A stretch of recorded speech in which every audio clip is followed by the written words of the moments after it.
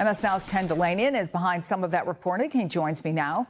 Also with us, former director at the Office of Public Affairs at the Department of Justice under President Biden, Anthony Coley, and Atlantic staff writer Ashley Parker. Both are political analysts. Thank you all for being here.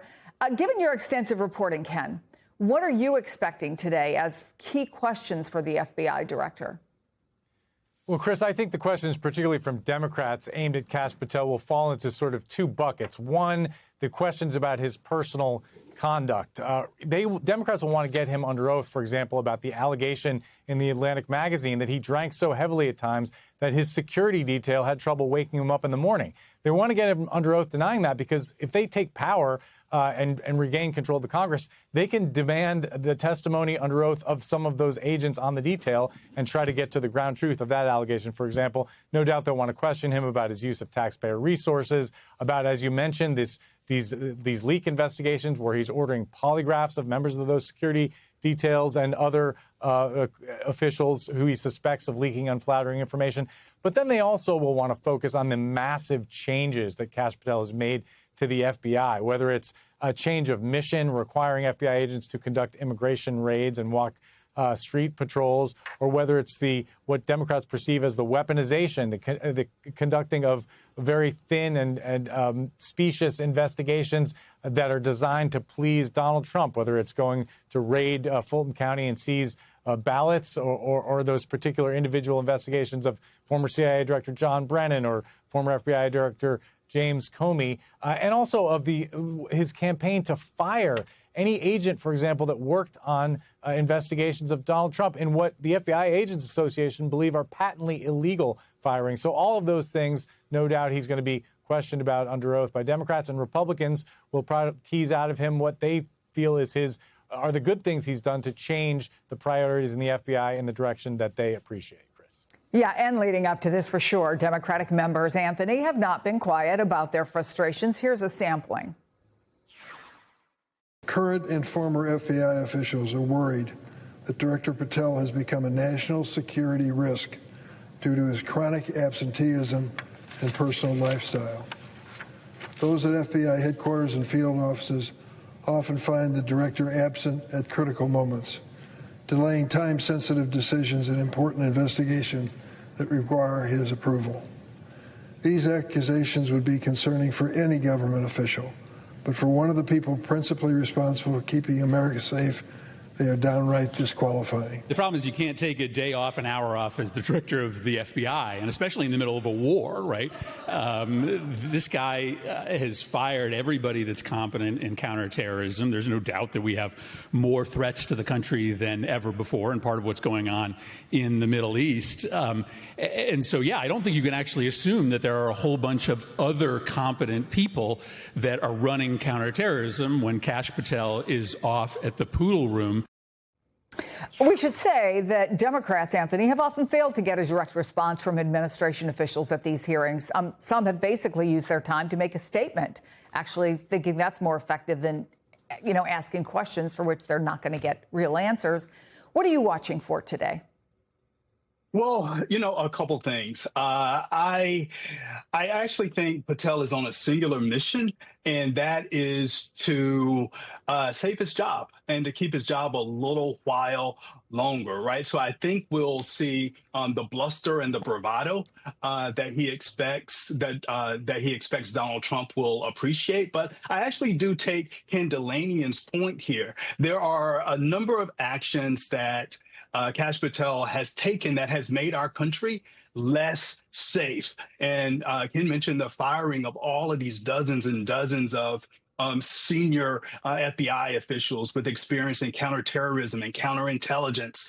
That stuff matters. I also we cannot gloss over the fact that this guy is ignoring decades and decades of DOJ's post-Watergate norms to keep politics out of FBI investigations. And here's another thing that's critical is that he has reallocated resources from areas like combating domestic violent extremism in favor of Trump's, what I would argue is his overly aggressive maximalist approach on immigration enforcement. So those are the type of things that I'm watching for, and would hope that people who are pro-democracy and pro-constitution of both parties would press him on. From what you hear, Ashley, and the people you talk to, does Kash Patel have reason to be worried? He does. I mean, when Pam Bondi was pushed out, there was a sense that we and others reported from top people in the White House that Trump had become comfortable with getting rid of advisors and cabinet officials who he believed were not serving him well, or who were generating too many negative news cycles. And one of the names that we heard that there had already been, and this is now a while ago, discussions about pushing out, was Kash Patel. Since that time, there has been a lot more unflattering reporting on Kash Patel and his behavior and what he is and is not doing in the job. And so I think Anthony is exactly right that Kash, like any of Trump's cabinet officials who go before Congress, is going to be performing for an audience of one, which they always do, but doing so with the full knowledge that his job is not secure and that the president in many ways has not been happy with him for quite some time. Ashley, can I show you a poll? And it shows, it's recent. 47% of people have an unfavorable opinion of Kash Patel. I should say that he has just a 25% favorable rating. 28% say they haven't heard enough, but it's not a great number by any stretch of the imagination. At this point, does Donald Trump pay attention to any of that, or does he pretty much dismiss anything that doesn't fit his narrative? So it's not a great approval number. I was going to say the poll that matters is the poll of one of President Trump. But we do know, for instance, that Donald Trump was unhappy about the images of Kash Patel celebrating, spraying alcohol everywhere with the men's hockey team in Italy at the Olympics. That wasn't cause for firing, but it was something he was unhappy about at the time. I will say in general, sometimes being caricatured on Saturday Night Live can also be a death knell for these administration officials. I'm thinking back, mainly to Press Secretary Sean Spicer in Trump's first term. One of the things we reported at the time and were told that really did in Sean Spicer, among any number of controversies involving him, was that he was sort of caricatured as a buffoon on Saturday Night Live, and specifically that he was played by a woman. The president did not like that. We now have Kash Patel being played on Saturday Night Live as sort of a bug-eyed conspiracy theorist. Trump is someone who pays attention to what's on TV, who pays attention to what's in pop culture, and is likely not to like that depiction of his FBI director. So there's a lot swirling for this poll of one to be making his decision.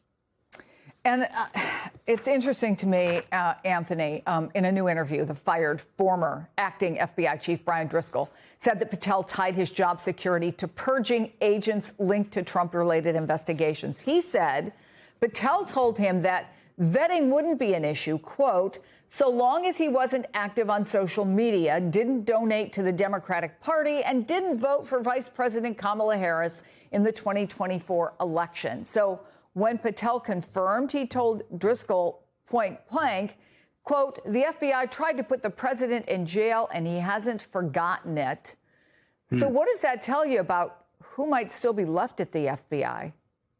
Well, I actually have a different take on this. I think, you started this segment talking about the polygraphs and all of that's going on right now. That tells me that there is still that Kash Patel doesn't trust the people directly around him. But it also tells me that there are still principled agents at the FBI. And that gives me actually, Chris, some comfort, right? And the reason we know all of this is because these people are sounding the alarm. They're not turning a blind eye to things that they know that are wrong. And so that is my message actually to my former colleagues at Main Justice, at the FBI. When you see something that is not right, you have a responsibility and an obligation in this moment to sound the alarm, to notify Congress, to reach out to respected reporters like Ken Delanian and Ashley Parker. I'm sure they would gladly take your call. But silence right now at this dark moment